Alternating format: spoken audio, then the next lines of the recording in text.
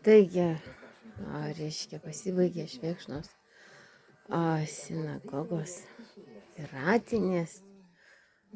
Kaip kurti žmonių paralelinės sistemas, iš kurių kurti abstraktą, vadinamą filmą.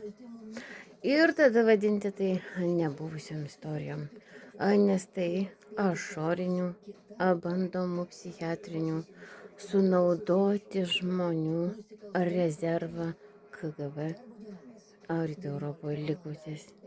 Tai štai kokia yra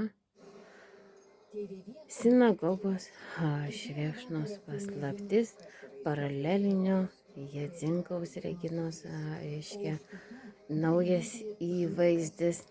Vėlgi, daugelis jų esantys silpnapročiai Leipcige.